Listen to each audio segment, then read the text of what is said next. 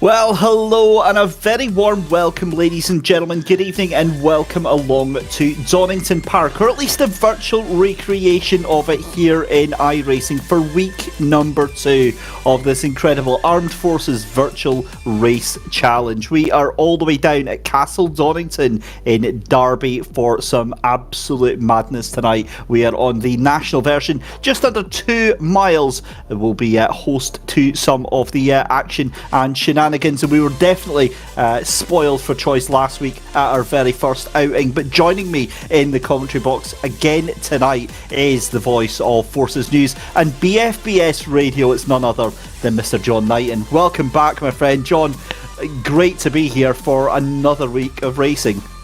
It certainly is, David. Yeah, good evening to you and all of you who are watching at home or wherever you happen to be watching today. If you thought the intro to this show looked good, just wait until you see some of the racing for real tonight, because we are in for an absolute, if last week anything to go by, we're in for an absolute treasure of some really good racing. And this track, as you say, David, it's one of my favourite circuits, not far from where I was brought up actually, and so it's a big favourite of mine. It's fast and it's furious, and a very different sort of track to what we saw at Alton Park last week. It really is, and I guess it was a little bit of a baptism of fire for both of us there, John, last week, because we weren't sure what to expect coming on to this series from the MX-5s and the GT3s and the GT4s providing an incredible level of I can only describe as professionalism, skill, and the racing was second to none. Yeah, well, as that first race, I thought, the drivers, they maybe were a bit more cautious, but they certainly threw caution to the wind in the second race, and we saw a lot of thrills and spills in that second race. But they're learning all the time, because these cars are pretty hot to handle, especially I think the GT3s, aren't they, David? Because there's no the tools and toys that you might expect in a car with that sort of power. These guys are having to really work themselves very, very hard, almost as if they were driving them for real. Yeah, the modern day GT3 machine is almost a luxury spa on wheels, but not for these machines. The 992 Cup cars are notorious for their bare bones approach and real driver centred focus, with no traction control, no ABS on these machines to make them a really, really wild proposition. As you can see just behind Harry Gardner there is one of the cars spinning off. That is through Coppice Corner, and it gives us a great chance to tell you about the circuit here with about 14 minutes left to go in qualifying. Key points that you're going to have to watch here on this 1.957 mile circuit. Well, actually, if we stay with Steve Ward here, this is going to be a great start here, because this is down Starkey Straight, so this is basically the last main straight down in towards the chicane at Roberts, and then you start your lap here. So this is where it all begins in earnest, and a track that I'm very familiar with myself. It was the very first real life track that I took part on in the City Car Cup last year. And so down into Redgate then, turn number 1. And again, it's very easy to get the line wrong. What you ideally want to do is start on the outside, on the left-hand side, and get over onto the inside there. But again, as soon as I've said that, you're through Hollywood and down that steep hill, down the Craner curves, down through the gears, into the old hairpin here. And that is a perfect example from Steve Ward of how difficult that corner is. And I'll tell you why, John. When you're going downhill and you're going from right to left, the car, the momentum and the inertia of the car, it's unsettled. And 9 times out of 10, if you've got too much speed in there, if you even think about looking at those brakes, you're going to be off to the nearest barrier. Yeah, I think it's when you're sort of looking at the circuit from, as we are going from Harry Gardner's car, you don't really understand, if you're watching from a sort of profile view, just what the dips and the rises are like going into those curves. It makes it very, very difficult to do. You're sort of climbing now, and I suppose that if you're in a race situation as well, there's the added pressure, isn't there, with the cars around you. So the temptation really is to put that foot down. And I think with cold tyres at the beginning, we may see some interesting action. I think that is that's a given. I think we're away to see some very interesting action tonight. Just over 10 minutes left to go in qualifying. Let's bring you up to speed then with what happened last week and how the championship stands so far then. And in terms of the driver championship standings, it's the GT4s that seem to have the rule of the roost at the moment. And again, there was some work going on behind the scenes after the championship standings, where things had to be adjusted. But as you can see here, Adam Barron at the top of the championship standings, with Craig Durant in second, James King in third, Michael Clough in fourth position on 23 points, Ryan Martin in fifth, Craig Beasley in sixth, Luke Arpino, Chris Slater in 7th and 8th, Matty Chambers in 9th, and Chris Bolland in 10th position. And again, given that you've got the Teams Championship as well there, as you can see on screen now, a perfect example of just the breadth of and spectrum of the armed forces that are covered here. RAFE Motorsports in the lead then with 24 points. British Army GT4 with 22 points in second place. RAF Central Fund GT4 in third. RAFE Motorsports GT4 in fourth. RAF Motor Racing GT3, and then the GT4s in 5th and 6th, Royal Navy GT3 in 7th, RAF Central Fund GT3 in 8th, the British Army GT3 in 9th, and Veterans GT3 at the back of that grid there. But Chris Darnell trying a very different line at Redgate, as in just going straight on. Doesn't work, does it really? It doesn't, John. I've got to be honest, I'm starting to get a little bit worried about tonight now. Well, I've been watching quite a lot of the practice, before we came on air, and it's going to be a real challenge tonight for these drivers, I think. But it may bring some opportunities as well for maybe some of the drivers that we haven't seen, maybe sort of rising to the top. Maybe Matt Isherwood, who is we see on his outlap at the moment in the GT3, is a driver with a huge amount of talent. But bearing in mind, of course, we also have the performance index to categorise the leaders at the moment. Maybe it's worth going through how that works, David, because it's not necessarily based on who wins first, second and third places to decide those top places in the standings, is it? No, that's absolutely spot on there, John. So, as you alluded to there, the performance index is a calculation of basically the lap time, average lap time over their fastest lap time. And then it's multiplied, I believe it's divided over the two of them, and then multiplied by 100. That gives you your performance index out of 100. So it's a fractional based system, and then that way it's the easiest way actually of determining which driver has had the most consistent performance. And when we see in other championships, and again, John, from personal experience here, doing the wide range of esports that I've done commentary on, it's very easy for championships to have a driver that by round 4 or 5, they've already absolutely run away with this. I think this performance index is, it might be a little bit difficult for some of the viewers to get their head around, but I think it's an absolute revelation in terms of being able to keep the championship wide open and rewarding the drivers at the same time.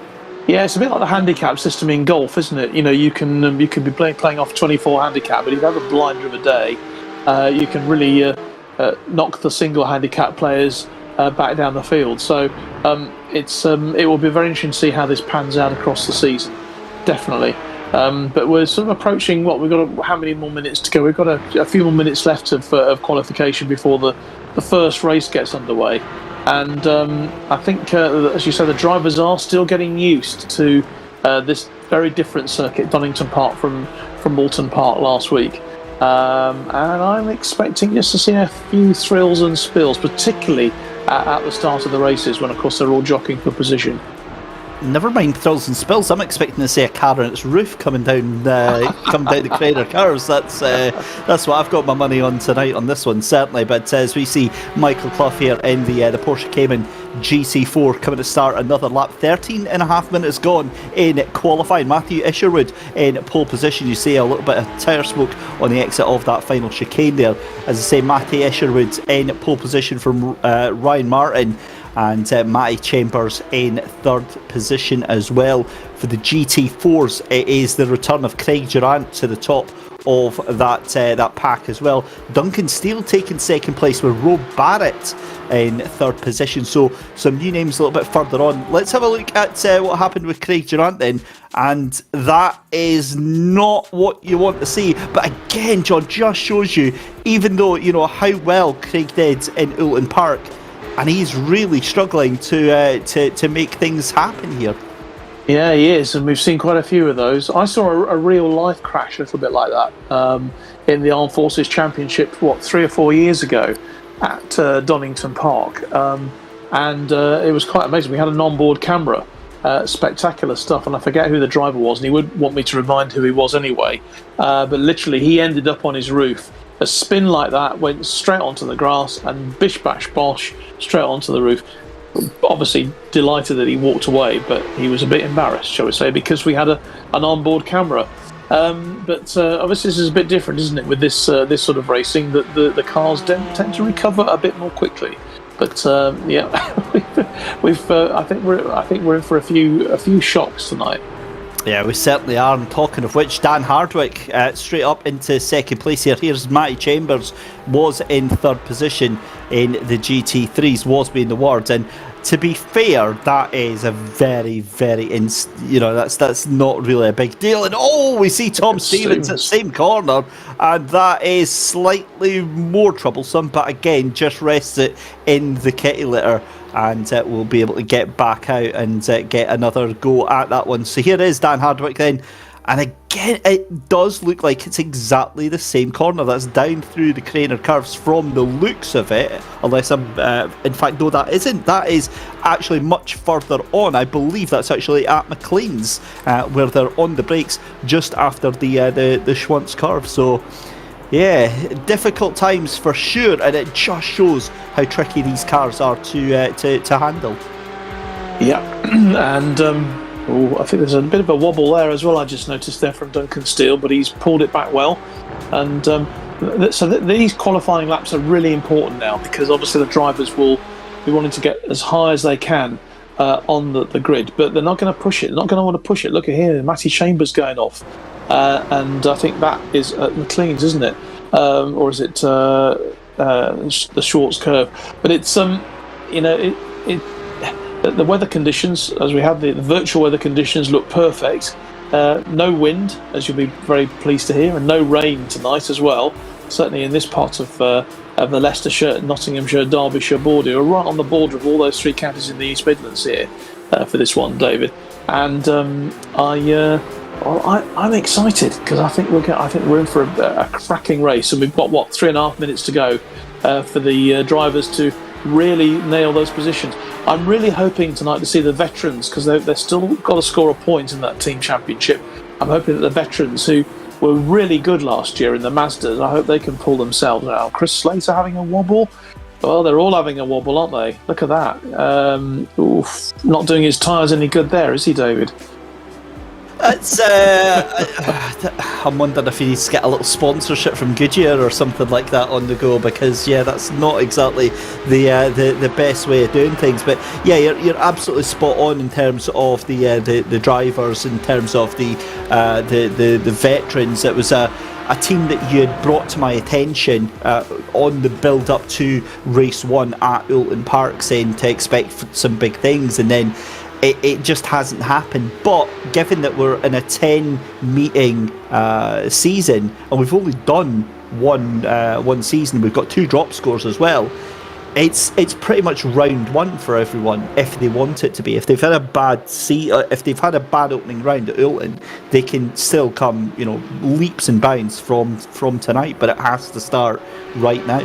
Well, it has to start somewhere, and where better for it to start than Donington Park.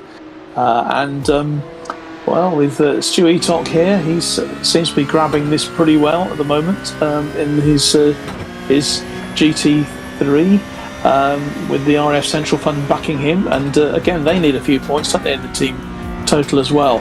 So, I love seeing these onboard shots, because you really are getting a view of what the drivers are having to put up with, which you don't necessarily see, obviously, from the profile views that we see from around the circuit. So, time running out now. With 20 minutes up, we're nearly just into the last minute of qualifying. So we'll see who is pulling all the stops out in the last few moments, and we'll also see who maybe is going to be struggling today. Well, good news for Stu Eatock is, despite getting caught up behind Craig Beasley there, he will get another lap in. The lap here is about 1 minute and 5 seconds, so I believe that he'll be able to jump in. And in fact, no, excuse me, because of course it actually just stops at the 20 minutes. So yeah, I think that is the furthest you're going to see him for Stu Eatock. He's going to have to settle for 11th position. Matty Escherwood, though, it looks like to have secured pole position right now. We'll keep an eye on Ryan Martin as he makes his way through as well, and Stu is going to start another lap, but we'll wait to see how much of that he gets to complete. Down the GT4, so that gap between Craig Duran and Dan Hardwick now 0.8 of a second, and then you've got Steele as well just behind them, Duncan Steele nearly a second off of them. So again, I'm looking at the gap between the top 3 in the GT3s, and it's very, very close indeed. In fact, you've got 10 cars almost there within in fact there is 10 cars in the GT3s within a second of each other, and then I look down to the GT4s and it's a very different story, where you've got only 3 drivers that are separated by a second. I know, it's tough, and that GT3, Matt Isherwood set that fastest time a long time ago during practice, during qualifying, 104.96. That is a really good. That's the best time we've seen, obviously, so far, and it's certainly the best time that I've seen during the whole of the practice as well. So Matt will be pretty pleased with that. And I said that he's a talented driver, and I think we could see the return of Matt Isherwood tonight to get himself right back up there at the leaderboard.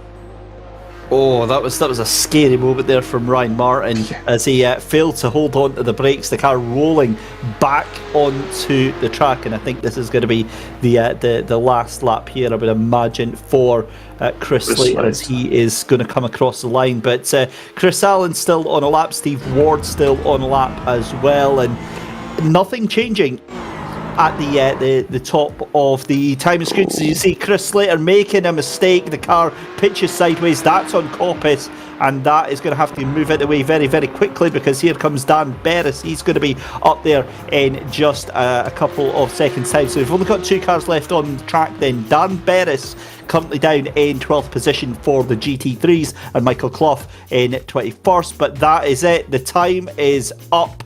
And there we go. So Matt Isherwood takes pole position from Ryan Martin in the GT3s. Matty Chambers in 3rd position, alongside Craig Beasley for Royal Navy GT3. It's Tom Stevens on row 3, alongside Chris Ball in 5th. In 6th position, Chris Darnell and Ollie Waynes making up row 4. Row 5 is going to be Chris Slater and James King in 9th and 10th. 11th and 12th is going to be Stu Eatick and Darren Berris, with Harry Gardner and Ben Weston in 13th and 14th position.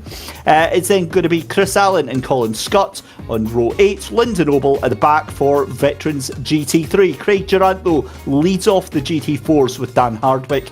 Duncan Steele and Michael Clough in 3rd and 4th position. Steve Ward and Roe Barrett. Now, Roe, we saw up in 3rd place earlier on in qualifying, has been knocked down to 6th place, so some huge improvements in that qualifying session. Dave Russell is going to start in 7th position, with James Fielding in 8th, and then Matthew Banyard in 9th position for British Army GT4. Well, that was a qualifying session and a half there, John, and I think there's going to be a lot of nerves going into this race. There are. I'm really pleased to see all those Navy drivers, in the 4th, 5th and 6th position there. Or was it in 3rd, 4th, 5th and 6th in those top positions, because they need the points to pull themselves back into the drive or the team championship. Let's see how they get on. But Matt Isherwood looks as if he's got this nailed, certainly from the qualifying point of view. We're in for a rolling start, which I think is good. That will really help the drivers. And I noticed that we had that at Alton Park. Rolling start, far better than going from a standing start, because it was absolute mayhem a few times last year with the standing starts, if a couple of guys didn't get off when they wanted to.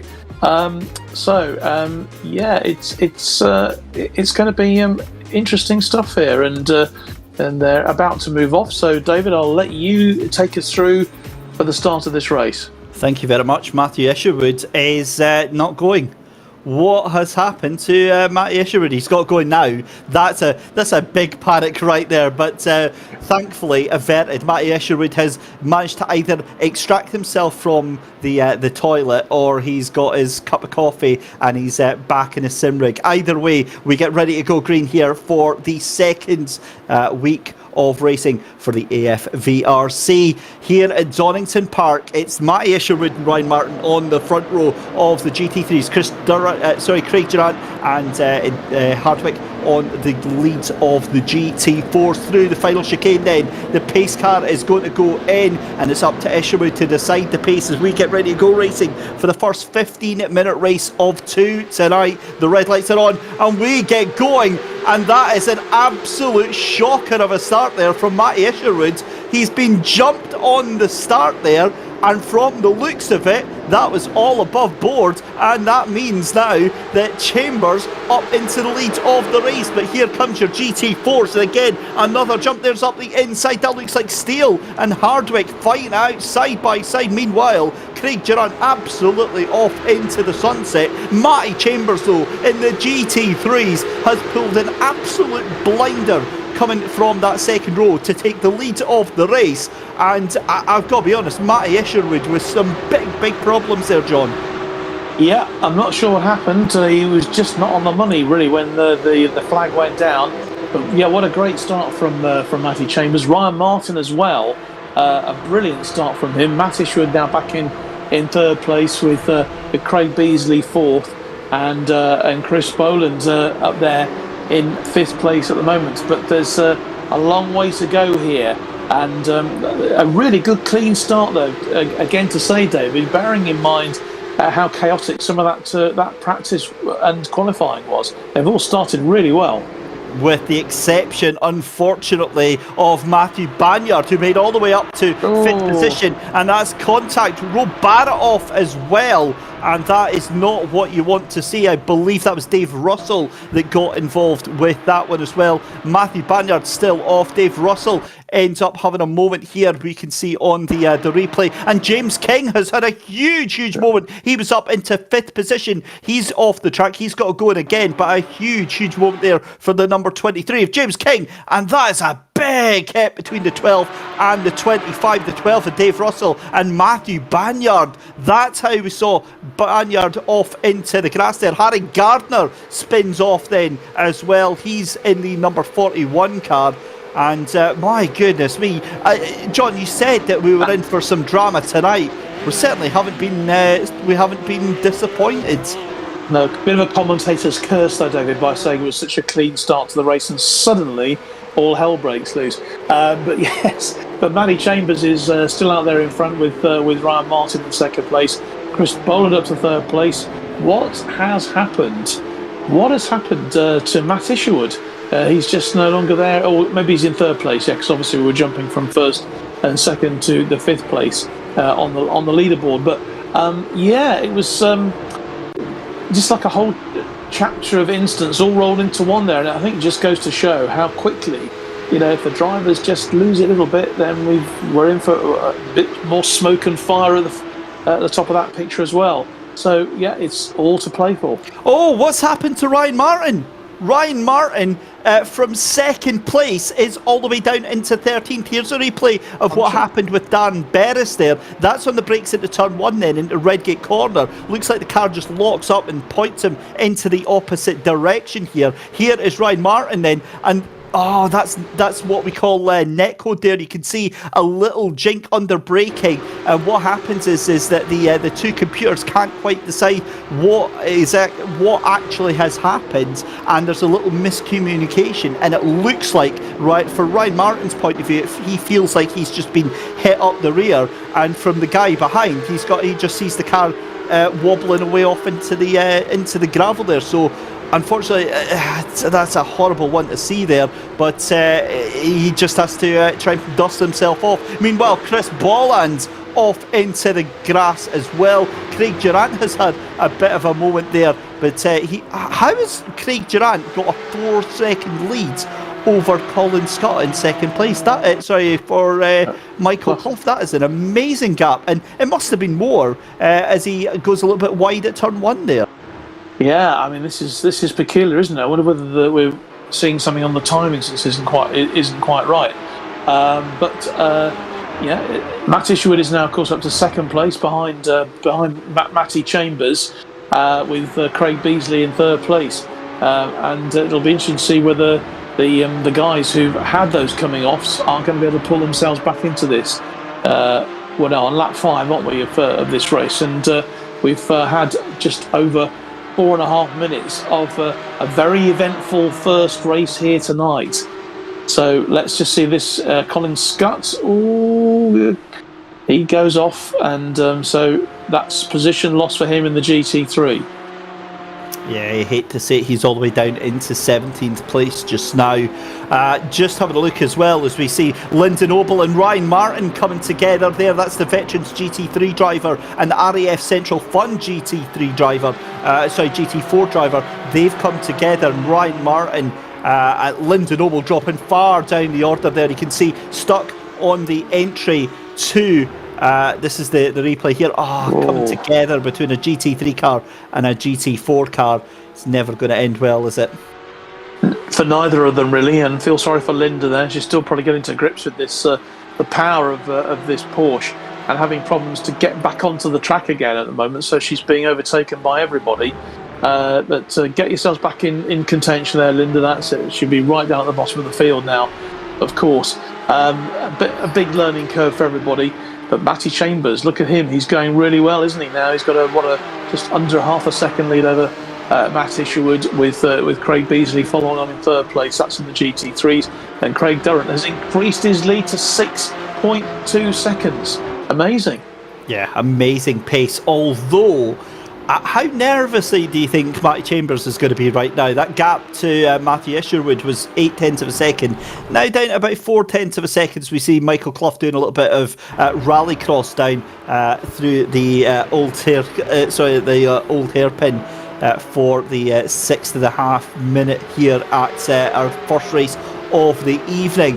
So as we said, Matty Chambers in the lead of this race. We can see on board here with Duncan Steele trying to catch down on Clough. I believe that is in front of him just now for Duncan Steele. Yeah, so that's Clough and Dan Berris, actually, who is one of the GT3 cars, just up in front of him just now. So again, with the GT3s, I'm really impressed at how close that the GT3 battle is going on. as we see Dave Russell here coming into the corner here at Coppice. Well, that is one impressive way of trying to get around the corner, isn't it?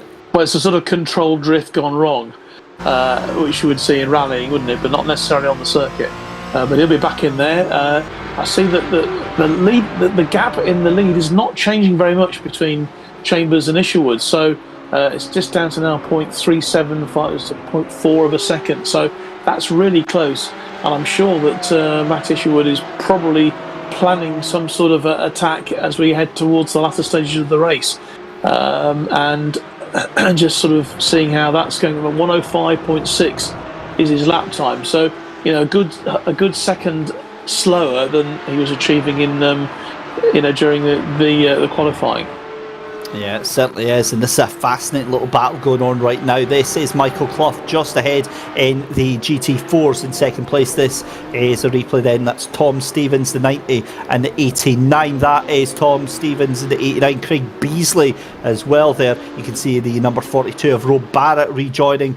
It's just it's going to be an absolute battle of attrition, this race here, this first race, with 7 minutes left to go here. And you're spot on with that observation there, John.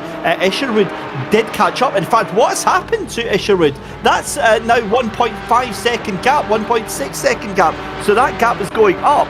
I wonder if Isherwood has either come across some lap traffic or he's starting to struggle with that car. Well, possibly. Where are the others? Because they're, it's really a two-horse race, isn't it now? With Craig Beasley some 5 seconds, but actually no. Beasley has jumped now. Isherwood has dropped right down, according to the timings that we can see. He's now dropped right down to 7th place, 8th place. Has he dropped out? What's happened to Matt Isherwood then? He was right up there. No longer. He's gone right down to 10th place. He has had a crash, apparently. We'll have a look at the replay in a second, I think. Maybe he was just pushing it a little bit too hard. Here we are with Matt Isherwood now. He was clearly trying to close that gap. And he overcooked it.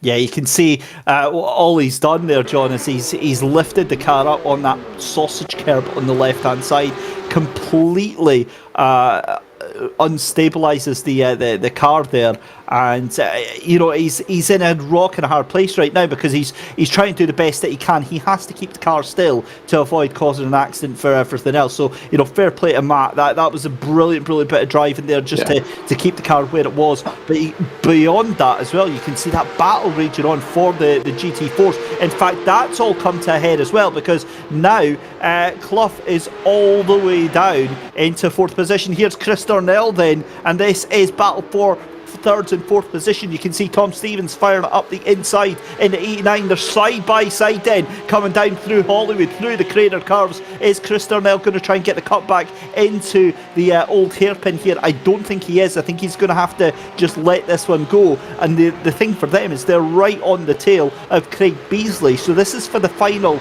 podium position here with 4.5 minutes left to go. Still tons to fight for, and it's a very similar situation here in the GT3s as it is in the GT4s, because as I said, you've still got Duncan Steele and Dan Hardwick fighting it out for 2nd and 3rd in that GT4 championship as well in this race. But Michael Clough, who was in that 2nd place, dropping all the way down to 4th position.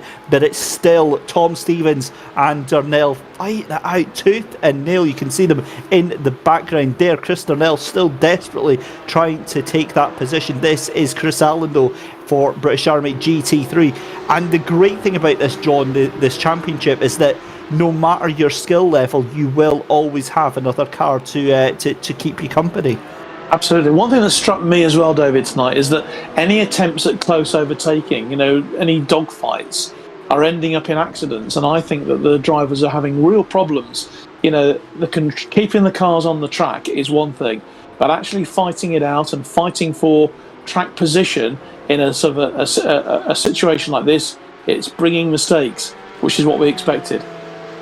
Certainly is, and it's brilliant action all the way here as we see Chris Allen fighting Ben Weston here down into the old hairpin then. That's sweeping right-hander that's off camber, so easy to lock up the brakes. As we see, Stu Etic makes a mistake, he goes off track and drops down a position. Ryan Martin back up into 12th position. For it, for Ryan, it's been a race to forget. You've got to say, after that amazing performance at Oulton Park and not even finishing in the top 10 in this first race, this is almost certainly going to be one of his drop score weeks, you'd have to imagine. Tom Stevens, however, in the 89, that has been an incredible performance from him in the Royal Navy GT3. Great to see as well. Now, you mentioned this, John, about Royal Navy GT3 needing to get the points here. Second and third place, that is a performance and a half.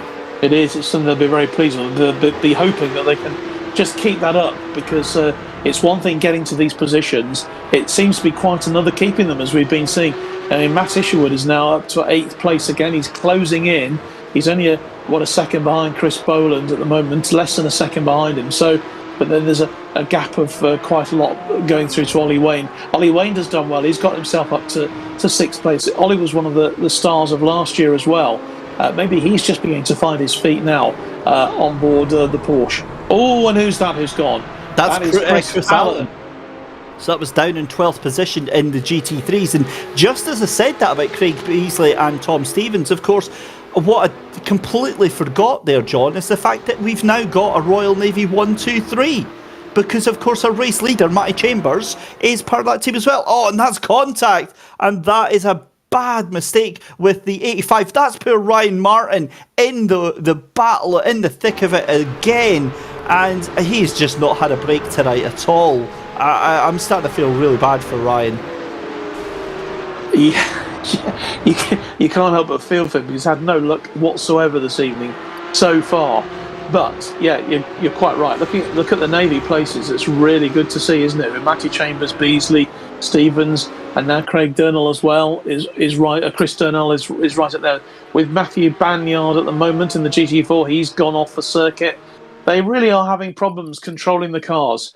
And it's something that maybe we, as I say, I saw during practice and we saw during qualifying. As soon as you put these guys racing against each other in these very difficult, hot-to-handle cars, we're going to get lots of waves of excitement and thrills and spills.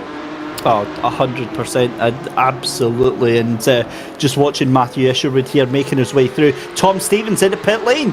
Tom Stevens into pit lane from P3. And I can only presume that is after a big accident and that car having to go back into pit lane. So Dan Berris dropping down as well. He's had a bit of a moment here, but we see Matthew Isherwood. So this now means that Matthew Isherwood, after that early contact, brings himself back up into P7. So a stunning recovery drive here from the number 60 here as he makes his way past Chris Bolland. Now this is going to be on the run up to McLean's, and Bolland thinks better of it. He's not one to let that position go whatsoever. I don't think he's going to have much to say about it. But here comes Matty Chambers. Matty Chambers then is going to come across the line to finish in the race. He takes the win then for the 144, and Royal Navy GT3 are victorious in race 1 of the evening. Craig Beasley finishes in second place, making it a Royal Navy 1-2, and then Chris Dornell takes third place to make it British Army on the podium for the first race. It's then the number 1 machine in fourth position of Chris Slater. Ollie Waynes is going to finish in fifth. Chris Bolland in sixth. Matthew Isherwood on that recovery drive, as we said, in seventh position is James King in eighth. Tom Stevens in ninth. Ryan Martin in 10th position, with Ben Weston and Stu Etic in 11th and 12th position. Harry Gardner is going to take 13th, and it's Colin Scott and Chris Allen in 14th and 15th position. Craig Durant taking the GT4 so from Duncan Steele and Dan Hardwick on the podium there. Yeah, that was a bit of an interesting race. I think that is the understatement of the century right there. It is. I wish. I feel sorry for the starter, actually, because he's waving his flag Maybe he's doing some sort of fitness regime because there's no cars going past, but he's still waving his flag. But I think it's just going to show we've got the checkered flag there. So well done to the start-finish line chap there. He did a great job.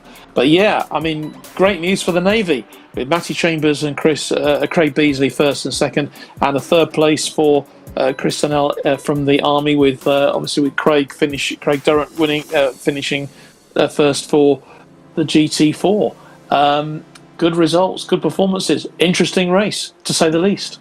Yep, certainly was. So there's confirmation then of your GT4 results. As we said, Craig Durrant taking the win from Duncan Steele and Dan Hardwick, Michael Clough in 4th, James Fielding in 5th, Steve Ward in 6th, Roe Barrett in 7th position, with Matthew Banyard in 8th position, Dave Russell finishing 2 laps down in 9th position. Moving on to the GT3s then, as we said, Matty Isherwood having an absolute horrible race to forget. Matty Chambers though steps up and takes the win from Craig Beasley. Chris Darnell in 3rd, Chris Slater in 4th, Ollie Waynes in 5th, Chris Bolland in 6th, Matthew Isherwood in 7th, James King in 8th, Tom Stevens in 9th, Ryan Martin in 10th position, Ben Weston in 11th, Stu Etic in 12th, Harry Gardner in 13th, Colin Scott in 14th position, and Chris Allen in 15th, with Dan Berris finishing 2 laps down and Lyndon Noble finishing 8 laps down.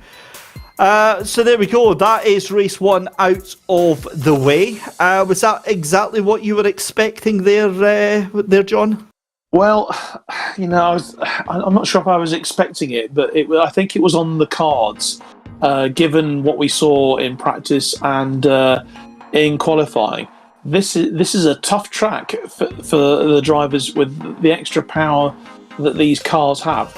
Overtaking today is going to be an issue. I suppose that if you look at the man who finished 4th, which was Chris Slater today, what he was able to do, he worked his way through the field. He was having a few issues during practice, but he worked his way through the field and sort of kept out of trouble. The same with the Navy boys, obviously right at the top there. Once they'd found that position, they were able to keep it.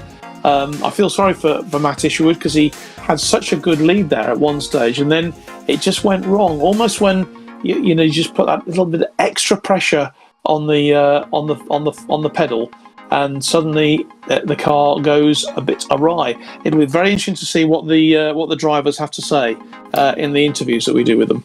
Well, let's find out, John, because I'm going to let you loose on them. Let's bring in the GT4 guys. We've got Craig Durrant and Dan Hardwick waiting to have a chat with us. So let's bring in Craig Durrant and Dan Hardwick. And John, I'll let you ask them a couple of questions. Okay, well, let's talk to you, Craig, first of all. How was that for you? Yeah, it's great.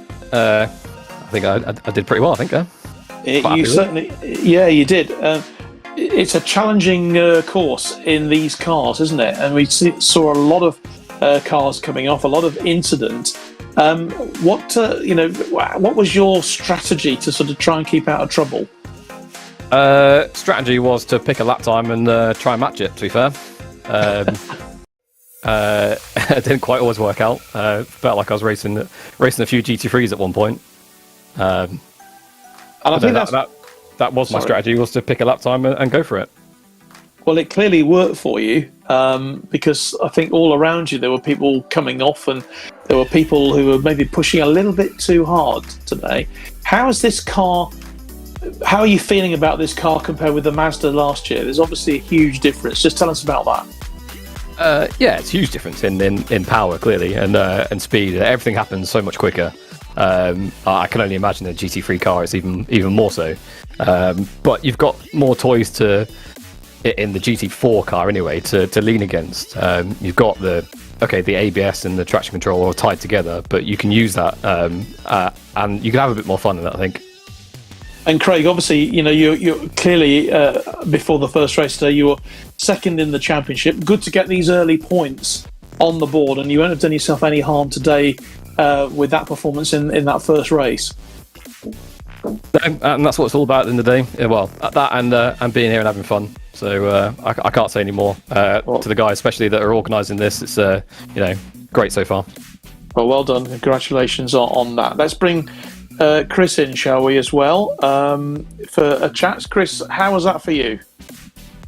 There we go. Chris is now waiting for you. Oh, okay. Yeah, Chris, how was that for you then? How did it go? Yeah, it was good. Hectic, but no, it was good. There was me and Tom and Craig having a nice little battle, getting around the GT4s. So that all went fairly smooth. Then I think Tom must have run out of fuel or something. Must have underfueled at the end. Well, something certainly went wrong there, didn't it? But I say this is a real challenge. This track and these cars. We're seeing a lot more coming off certainly than we saw at Alton Park last week. Is that just the track? Is that you still getting used to the way the cars work? There's a lot of sort of blind corners and that on the tracks. There's a lot of undulations, and it's a mixture of that. Everyone getting used to racing near each other, and obviously the multi-class bit makes it even more interesting. Everyone trying to get around each other and give each other space, and that. It certainly makes it interesting for the commentators. I can tell you that. But obviously, important points. As I said, I was just saying to Craig there, important points to get on the board at this stage in the season, early doors. Yeah, I had a bit of a nightmare last week, so it's a bit better to get some points on at least. I'm sure you're pleased to get over that and to maybe put last week behind you. Have you been able to do a lot of rehearsing, practicing this weekend or during the week in the days leading up to the race? Not too much this week, but it's a track that I know pretty well, so that helped. It was just getting used to the car and finding the setup that works. Well, well done to you. We'll look forward to seeing you see how you get on in the second race today. Cheers. Thanks for your time, Chris. That was Chris Donnell there. And I think we're sort of getting the same message, aren't we, David, from both the drivers we've spoken to there. I think the driver, and that's with Craig Beasley now, because that was a great performance from him in the GT4. Well, Craig was in the GT3s there, John, and taking that second place there. But we'll jump off. We'll get a word with Craig afterwards in just a minute, because we've got the reverse grid coming on just now. So let's see who we get there. 7th place, no way. That means that is Matty Isherwood, if I'm not mistaken there, John, that is going to have pole position. So we'll jump for the second time. Yeah, that's a bizarre one. Let's hope he doesn't make a mess of this one. Right, let's bring Craig back in. Sorry about that, Craig. Second place. You must have been absolutely delighted, especially watching what happened with Matthew Isherwood. Yeah, it was. I'm not the quickest out of obviously them guys. Just a couple of attempts per lap off, but I try and stick it consistently and keep it in case. Like I said last week, if anybody slips up, puts a wheel on the grass or whatever, I'm trying to be there to capitalise on them, and hopefully it's not my outright pace that's not quite as good as them that'll do me to get me to these positions. It's their mistakes more than my pace, and again, that worked this race. With the reverse grid, it means that Matty's going to be back on pole position. I think that's going to put you down about P7. I would P6. I think on this second race. What's going to be your plans for getting your way through the field? As fast as I can, and hope that other people make mistakes. So, like I say, there's a lot of quick drivers out there. Matty Chambers is rapid. Ryan Martin and Matty Ishwood, they're all absolutely rapid. So. Hopefully just keep it clean and see what happens in front of me. But in that race, in race one, we were on for a 1-2-3 for the Navy until Tom Stevens got a bit of damage from when he was lapping a GT4. So if we can get the Navy team back up there in the podium positions, that'd be great. But yeah, we'll see what happens. Well, best of luck to you and the rest of the Royal Navy GT3 team, and we'll hopefully speak to you after race 2, Craig. Thank you very much. So there we go then. That is a taste of what is going through the minds of the drivers here as race 1 gets finished and done and dusted here in Donington Park. We're going to take a very short commercial break. We'll be back after this.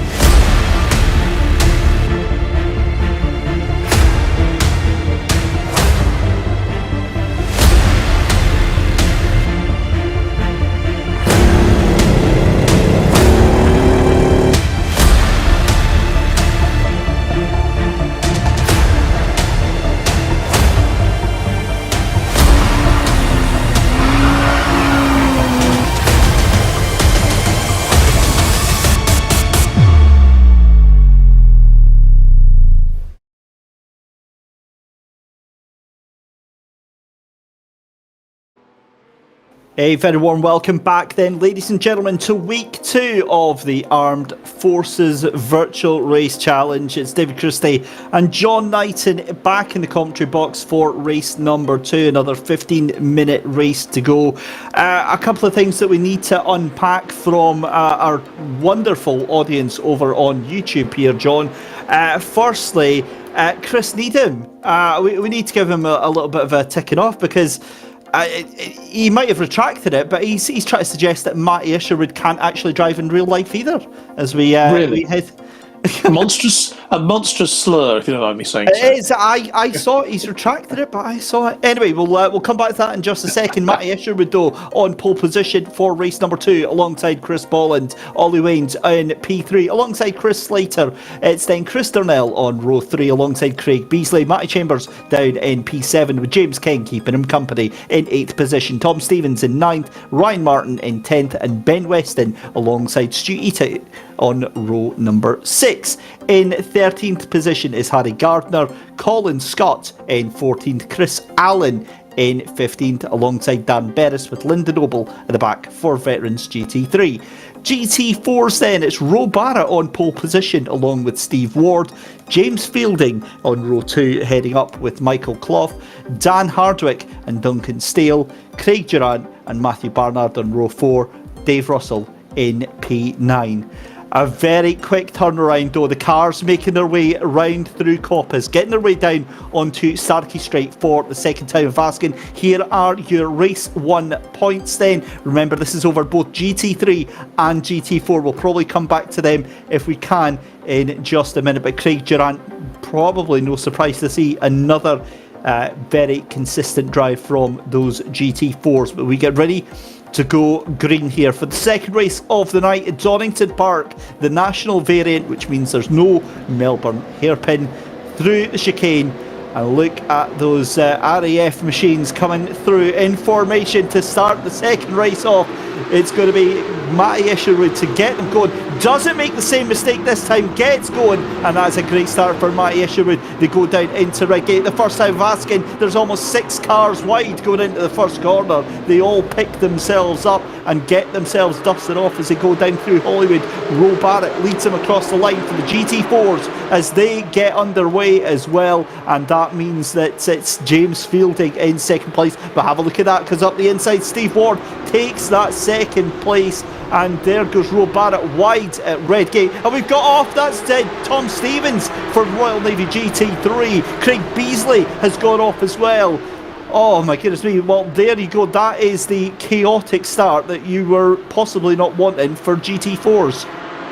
Absolutely, and impressive start in the GT3. I thought 6 into 1 doesn't go, but it did around those first couple of corners, but of course it's now going to spread itself out.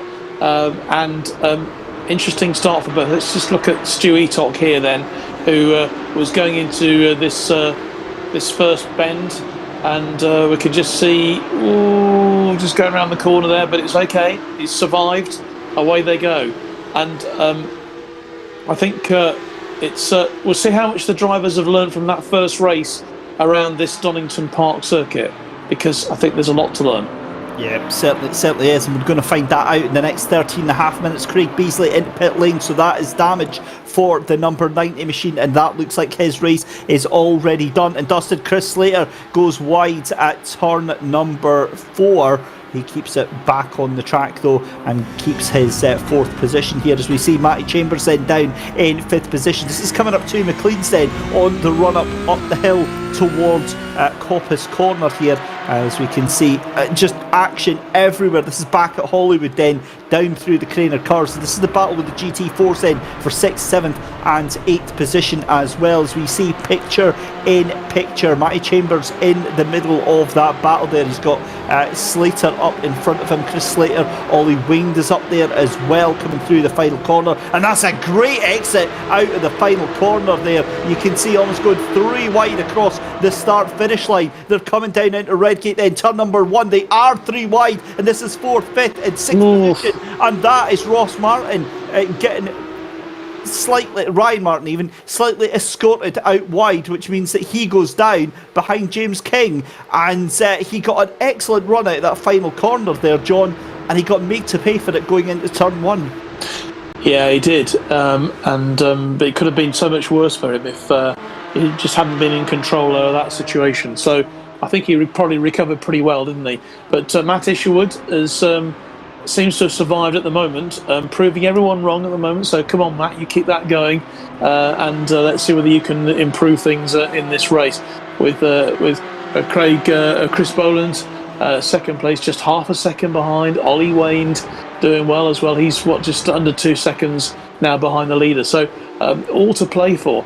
Michael Clough leading the GT4s at the moment, with Barrett in second place, just under a second behind him, and Craig Durrant in third place. So, and who's come off? Dave Russell. It looks like he's had a bit of a coming off, and so he will have to make some time up.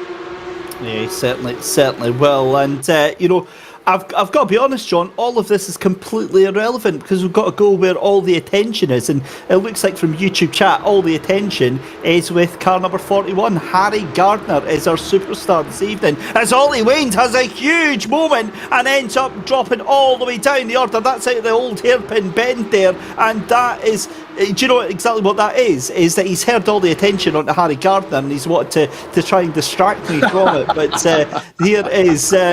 That was going to be a replay then of Ollie Wayne, and again, just it's so easy to do. The back end of that car, the inertia just wants to sweep round, and a little bit greedy on the throttle. Again, waits for all the cars to pass. So great awareness there to keep things going, but.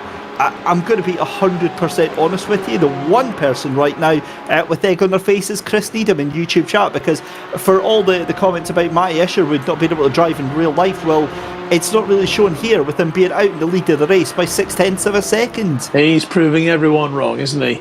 And I hope he can keep it up, because he's a great driver, and we saw how good he was last year. Unfortunately, he wasn't able to compete in the majority of the races because of his work commitments, and he's got a lot to prove because he's got a lot of points to make up, and he was doing pretty well in that first race, wasn't he, earlier, until things just went a little bit awry. What's Linda Noble up to now? She's still trying to find her way around on the track. I think she dropped down quite badly before, and she's lost it again, hasn't she, right at the top of the circuit again, and so it's proving a bit tough for Linda at the moment. I know what a good little driver she is, but obviously finding these cars a bit of a handful. Yeah, I'm telling you, it's the elevation changes. It really doesn't give you the proper sense of it watching on these replays. We see more problems for Matthew Banyard there, just way late on the brakes there, coming into to Coppa's corner there, and a very easy mistake to make. Meanwhile, Stu Esick here was fighting Ollie Waynes, but Ollie managed to streak off into the sunset. Now he's got Chris Allen behind him for company as well. Here comes though Matty Chambers, and that is going to be Ryan Martin just behind him. This is the battle for 4th and 5th position, so Ryan already making a better start to this race than he did in the last one as well, finishing 11th position, and Ryan Martin trying to get up here. You can see this is the battle for 3rd position just now. You've got 5 cars involved in it. You've got Chris Slater, Matty Chambers, Ryan Martin, James King and Chris Darnell all in that fight as well. Meanwhile, Chris Boland has brought that gap down to the race leader to just 0.3 of a second, so firmly within the tow line there, and you can see a little bit of internet connectivity issue there, and that's almost a little touch into the braking area. It's way too late for Matty Chambers, tries to get it going on, forces Ryan Martin wide, and Ryan Martin has a huge moment there. He keeps on to it. Well done, Ryan Martin, kept the foot in, kept that car going, and wow, that was a dramatic little outburst there. It was, yeah. Chris Slater has actually I think he's made the most of that. Matty Chambers again, of course, who won the first race, isn't he, in the GT3? He's right up there again for the Royal Navy. But Matt Isherwood is still there, still holding his position. Oof! And Chris Darnell, a bit of a coming together there again, and in front to the old bridge. Come on, get back on the circuit, will you? Come on, Chris. He's obviously just trying to pull himself together. There, go forwards. You don't need to go. You don't need to go under Starkey's Bridge. It's it's no longer part of the old. It was part of the old circuit back in the old days, but not anymore. You don't need to go under it. And Ollie Wade, what's Ollie up to? Oh, yeah, he's pulling himself around pretty well. Doing. I think he's done a good job there. Darren Berris up to 7th place as well in this GT3. This GT3 race is really turning into an exciting occasion. Well, I tell you what, the man of the match so far, Harry Gardner up in the 8th position, is just taking 3 cars in the space of half a lap. What a drive from that man himself, Harry Gardner. He's now chasing down Dan Berrish. Remember, outside the top 10 was Harry Gardner on the start of that race there, and that is a big gaggle of cars just behind him trying to catch up there. You've got Ollie Wayne, you've got Tom Stevens, Ben Weston and Stu Etick along with Chris Allen all in that one. And talking of Chris Bolland takes the lead. Matty Isherwood dumped down into 2nd place, and that is a handsome half a second lead for Chris Bolland as well. So we've got a brand new leader here. And what awesome happened? stuff to see. And I'm going to have to see what happens. It was just pace. I think it was just Chris's pace. He just found something extra there to get himself past Matt Isherwood. And that's a great bit of driving.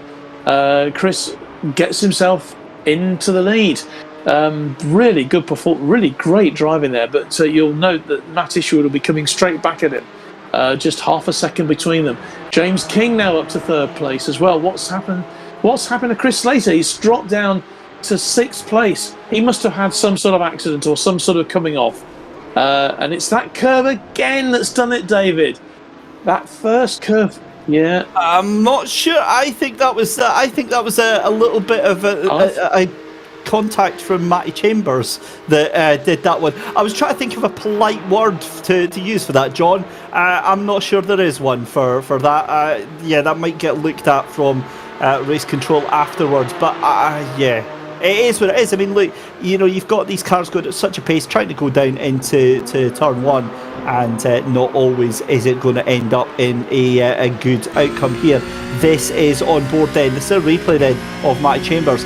If he's that far back, that's going to be a bit awkward, because I mean that is light years back into turn 1, and that is going to be, where's the wee bowling theme, because that is a strike, ladies and gentlemen.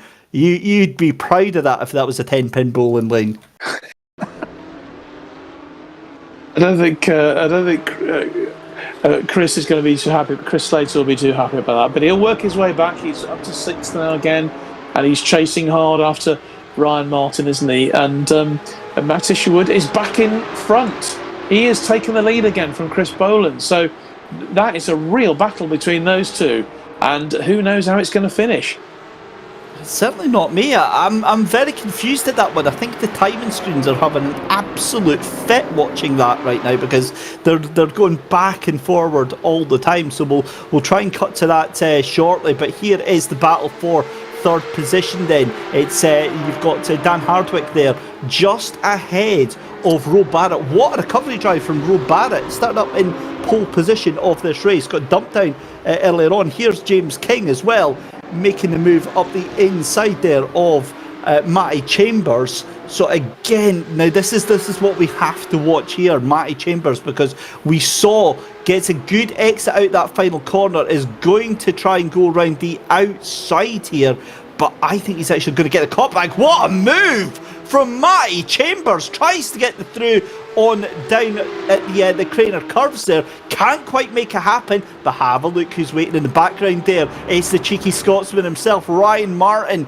waiting to take advantage of this situation. Matty Chambers forces James King to go a little bit wide there, and it's side by side coming up to McLean's, and Ryan Martin, as much as he's waiting here, he's off the track there. We've got a car stopped at the exit of McLean's there, and two of the cars there leaning on each other here as we cut down to the chaos that is 12th, 13th, 14th and 15th position here. Chris Allen with Ben Weston as they come side by side up through the Schwantz curve up towards McLean's again, and that is a good move there from Chris Allen. Holds on to that position ahead of Ben Weston. But look at Chris Darnell, he fancies having a go on that number 80 as well. Meanwhile, your gap to the lead down to just 0.4 of a second, and the gap for GT4, it's still going to be Michael Clough in the lead of that one, ahead of Craig Durant by 0.7 of a second as Craig Durant goes off.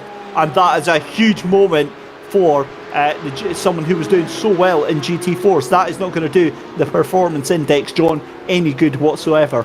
No, it certainly isn't, and it's just changing all the time. But what an exciting race we've got, really, in the sort of 11th, 12th, 13th, 14th places in that GT3 race. Craig Durant, let's just look at him once again. Yeah, he was just going so well, wasn't he? And then it just went absolutely awry. Just overdid it. I think he was just, too much foot on that right-hand trackpad, and away he goes. And that's an accident picture. I believe that is as it happened right there. That is Ben Weston. And that was the 21 as well of Colin Scott that got involved in that little battle as well. If I'm not mistaken, that is a very awkward moment because those two are teammates. Yeah, they're both veterans. And in fact, they seem to like pushing each other around the track a bit like Scalextric's cars. But that's not what we're in the business for.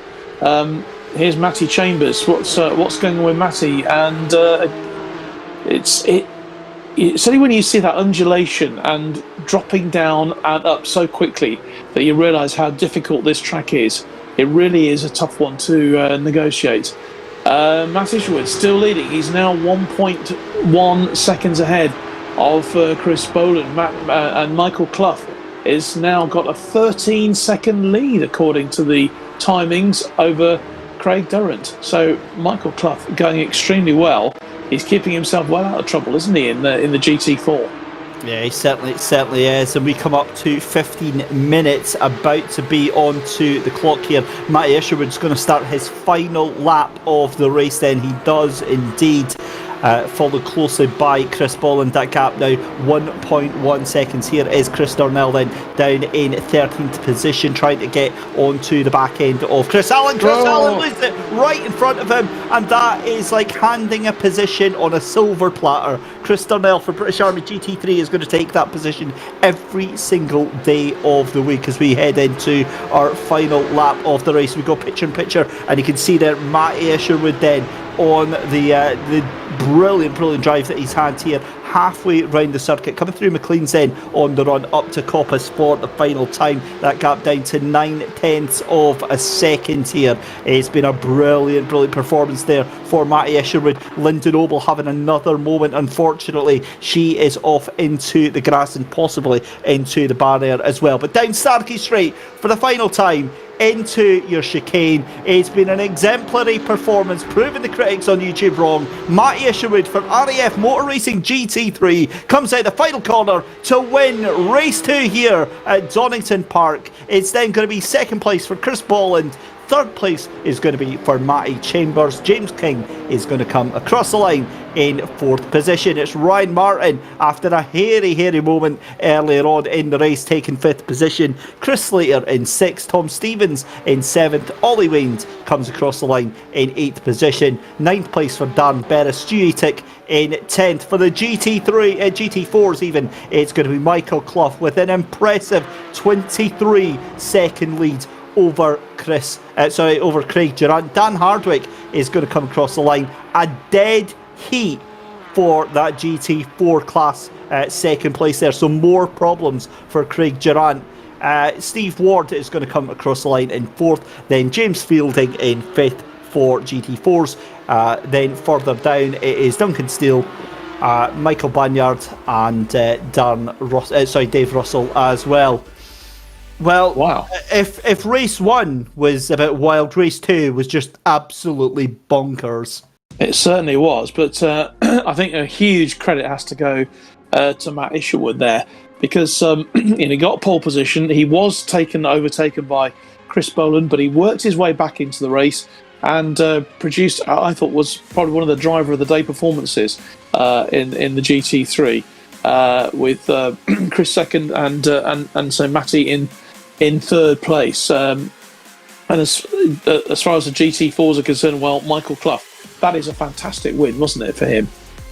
It really, really was. It was a brilliant, brilliant effort, and great to see. So, confirmation there of your GT4 results, and Michael Clough taking the win on the track there. Craig Durant in second place, Dan Hardwick in third, Steve Ward in fourth, James Fielding in fifth, Duncan Steele in sixth position, Mark Banyard in seventh, Dave Russell in eighth, Roe Barrett at the back of the field, 4 laps down. That is gutting to see because Roe was doing so well early on in that race. Matty Isherwood, though, for GT3s, taking the race win. Chris Bolland in second place, Matty Chambers in third, James King in fourth, Ryan Martin in fifth, Chris Slater in sixth, Tom Stevens in seventh, Ollie Wind in eighth position, Darren Berris in ninth position, Stu Etic in 10th, Harry Gardner, the man himself, down in 11th place after getting himself all the way up to P8. If Harry pops into the interview booth, we'll get a chat with him and his loving fan base. I'll be able to hear from him. Chris Darnell in 12th, Colin Scott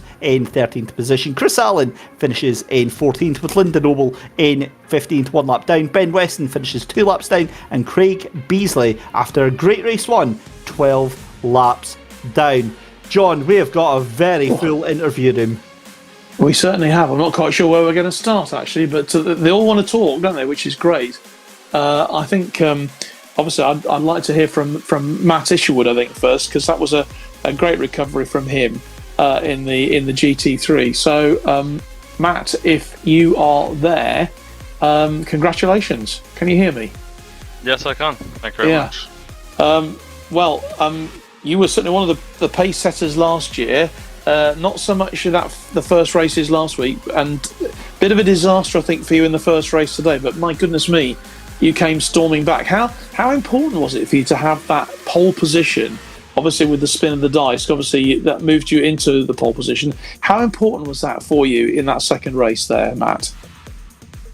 Yeah, it's quite important. So I know that you just touched on race 1. Obviously, I'm trying to keep that bit of the interview as short as possible because that really didn't go to plan. So yeah, I had to come back out in race 2 and kind of redeem myself. I've got a couple of my mates from the team that I race for in real life watching the stream, and I think I embarrassed them. So I had to come back out and just try and make no mistakes, and just managed to keep it on the road. I mean, Chris Bolland gave me a really good run for my money. So it was entertaining to be in there, and it was good fun. It was entertaining to watch. Yeah, Chris did overtake you, sort of roughly halfway through the race, but you pulled yourself back into it. And in these Porsches, not easy to really overtake on this circuit, was it? Because literally one false move and you're off the track. Yeah, they are quite hard to overtake, and I'm used to driving the MX-5, which is obviously a lot slower. You've got more time to think about things, and obviously the straights take longer, so it's a lot easier to overtake in those cars. I'm still trying to get my head around this car and this setup, but I've put in a bit more time since round 1 last week. Seem to have found a breakthrough on the setup, and it's working pretty well today. So yeah, just need to try and be a bit more consistent and keep on the track, and we should be in a good place for the rest of the season. Well, Matt, congratulations on that win. Well deserved today, and a really good performance in that second race. Shall we talk now, David, to the man who finished second, just behind Matt? Shall we in that first race, and that is Chris Bolland. Chris, good evening. Hi. That was a right old battle you had. Yeah, that was a good one. Enjoyed that. It was. Well, you actually did lead the race. You got past Matt at one stage, but he came storming back after you.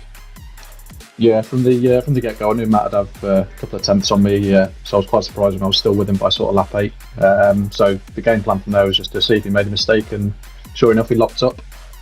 Saw an opportunity to win for it, and then unfortunately back Marcus came into play, but no, I think it's more than a fair result, so more than happy. Yeah, I mean, you're all learning, aren't you? Because these cars are a bit of a handful, especially in the GT3 setup. And there's no prisoners taken on Donington Park, as we've seen today. Yeah, not my favourite track. Although the car itself, I've been driving since it came out on the server. I've used it in a couple of series worth of championships, so I can't hide behind that one. I'm fairly used to the car by now. Well, we're looking forward to the more races to come. With you're going to be right up there, I'm sure, Chris, as the season progresses. Thanks for talking to us this evening, Dave. Do you want to take it over now with maybe a couple of the other interviews? Yeah, certainly. So obviously in third place, then Matty Chambers taking the third place in GT3s. Good evening, Matty. That was a bit of a crazy race. Obviously, you didn't see much of Chris Bolland and Matthew Isherwood, but I mean, you were held to account by James King and Ryan Martin there. Yeah, I just wanted to get past them and sort of see if I could catch up with them or not. But I would have been able to just sort of sit there lapping some nice times. But yeah, it was a battle, and I've got to apologise to Chris Slater, because I was watching in my mirrors for I think it is Ollie Wayne behind me at the time, and went into turn one, and as I was looking in my mirror, I started looking forward again on the brakes, and I was like, I'm coming in too hot here, and just tapped him round. So apologies to Chris for that one. But yeah, it was an eventful race. I was just about to say, with that incident with Chris, have you ever thought of a side career in pool? that was straight off into the pocket. For a second, I was like, please don't turn in, please don't turn in.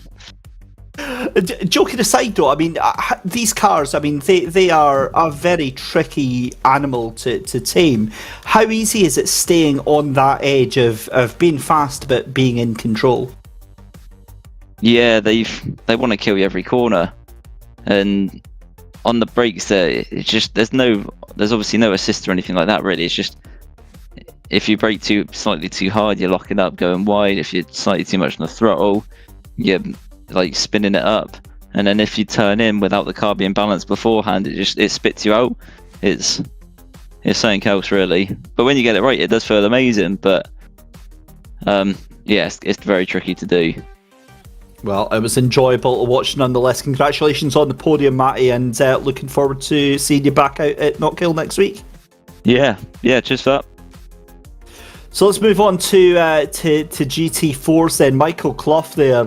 An absolutely stunning performance, and Michael taking the GT4 win, not only taking the win but handsomely, 24 seconds or the best part of it. I can imagine a few beers are getting open tonight. Yeah, for sure. It was a really good race, really consistent, which I was happy with, which made up for race one because I had a bit of a spin. I think the gap, well, I know Craig was trying to not go too quick and mess up his consistency score as well. So I know there was a bit of gamesmanship going on between us. And then he obviously spun, and that resulted in that huge void of a gap, which made it comfortable, and I could just concentrate on keeping the pace then. And when you've got that big of a gap, Michael, how easy is it keeping in that concentration? Because obviously you've got the chaos of GT3s trying to buzz past you at every opportunity, and you're all by yourself. Yeah, of course. It's a bit easier to manage those blue flag situations when you've not got to think about the potential of your competitor getting maybe a better deal out of the whole exchange. When you're hoping to try and when you're like a second between you and your competitor, you're trying to maximize your lap time and hope that the GT3s impact on theirs. So it's much easier when you're on your own. You can do it on your terms a bit more. Yeah, for sure. Well, it was an enjoyable race for us to watch. Congratulations on the race win. Just finally, Knockhill next week. What's your thoughts on that? Well, I need to go and buy it first, but I do know the track from Project Cars 2 from a few years ago. I've not raced it in a long time, but I enjoyed it then. Hopefully, it's been as well represented in iRacing, and I'm really looking forward to it. I know it's going to be a challenge because it's so twisty and narrow, especially the GT3s. I think they're going to have a bit more of a drama than us because we can ride the curbs a bit more in the GT4s, and there's plenty of them, so we'll see. Excellent stuff, Michael. Congratulations on the win tonight, and look forward to seeing you out there next week. Yeah, thank you. Cheers. Looking forward to watching the stream back. So there we go then, Michael Clough. Let's bring in Craig Durant then and Dan Hardwick taking second and third place in the GT4. So firstly, we'll turn to Craig taking that second place there. That was a case of what could have been, isn't it? I don't know. I can't. I thought I just settled into P2 there. Took my eye off the ball. Yeah, went wide, got on the grass. That was it. ABS and traction control can't do anything when you're on grass, can they? Now, see, you say that because we missed that on the broadcast, and it still says that you finished in that second place, but yep. coming dead heat with Dan Hardwick. What happened on that final lap? So going into Old Hairpin, I was second behind Coffee. We overtook a back marker. Well, I overtook a back marker on the way into the corner, got offline, and then pushed wide on the exit and touched the grass and spun. But I got back in. I think I've lost about 13 seconds getting back on track, and then finished. I did finish race P2, so as far as I'm aware.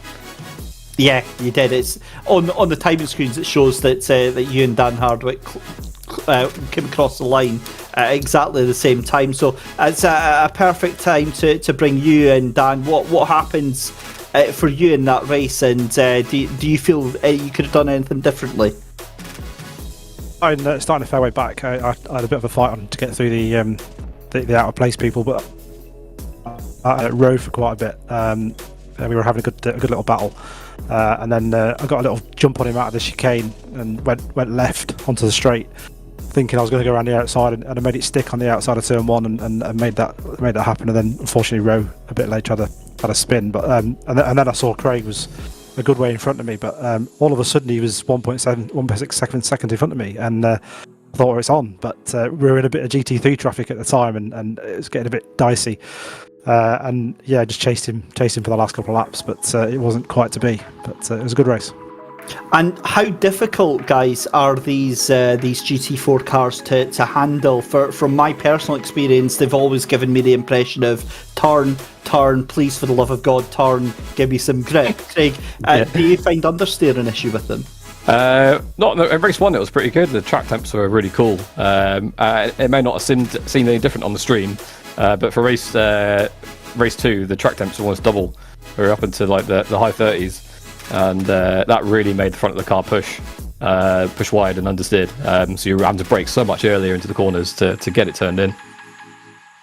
And Dan, finally coming on to Knock Hill next weekend, what's your thoughts on that track?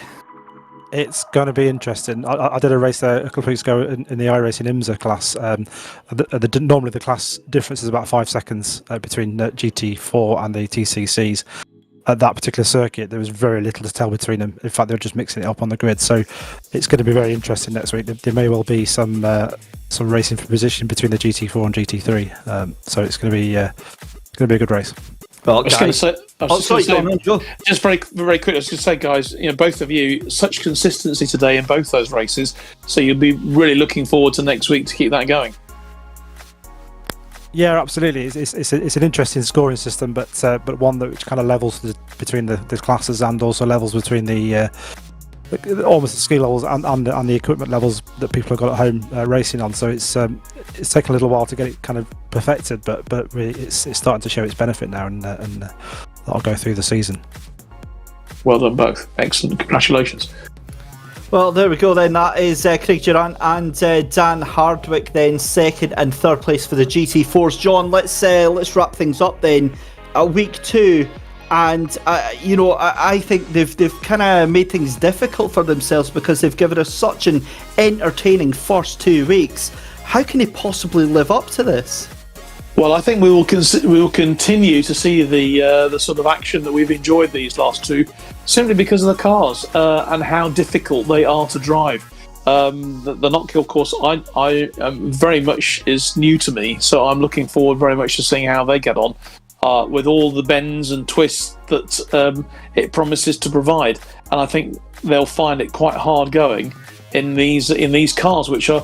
They're wild beasts. They don't want to be tamed, do they? And so that may be the sort of course that we're going to see a lot more action. But the best drivers are beginning to show themselves, and we will see how that develops next week, David. But I'm really looking forward to it already, I have to say. Yeah, I'm very, very much looking forward to it, and a little bit bizarre for me because you said that Donington's quite close to you. For me, Knockhill is literally 8 miles away. It's just up the road from Dunfermline here. But that is what awaits us next week. A very warm thank you to everyone for joining us tonight, and a huge congratulations to all of our drivers for making it an awesome second week here at the AFVRC. I've been David Christie. Joining me in the commentary box tonight has been the legend that has been Mr. John Knighton. We will see you next week where we take to Fife in Scotland, round 3. Thank you very much for watching.